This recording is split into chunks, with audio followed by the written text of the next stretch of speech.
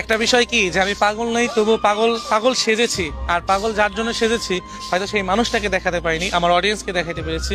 কারণ ভালোবাসার মানুষগুলো যখন ছেড়ে যায় তখন হয়তো দেখা যায় কি উপরে ভালো জামা কাপড় পরে থাকলেও না, মানে নিজে এক ধরনের ভিতরে ভিতরে পাগল থাকে, কোনো কিছু ভালো লাগে না, খাইতে ভালো লাগে না, ঘুমাইতে পারছি না, বা কিছু একটা করতে পারছি না।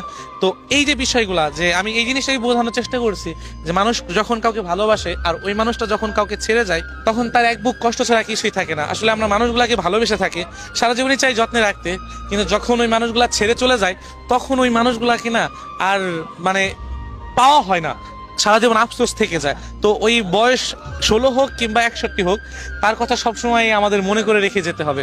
ওই যে হুমায়ুন স্যার একটা কথা বলেছে না, আমার বয়স যদি 60 বছরও হয় তবুও তার কথা মনে রেখে যাব। তো দেখবেন কি অনেক সময় অনেক মানুষ রাস্তাঘাটে পাগলও না, ভালোবাসা মানুষটির জন্য কিছু একটা লিখতেছে, বিড়বিড় করে কিছু একটা বলতেছে। সো আমি তো হয়তো আমার অডিয়েন্স বা ভালোবাসা মানুষগুলোকে বোঝানোর জন্য এই লুকটা বা এই শ্বাসটা সেজেছি, কিন্তু এমনও পাগল আছে যারা সত্যিকারের পাগল, ভালোবাসার মানুষটিকে না পেয়ে পাগল হয়ে গিয়েছে। এমন অনেক মানুষ আছে, আপনি দেখলে বুঝতে পারবেন অনেক জায়গায়।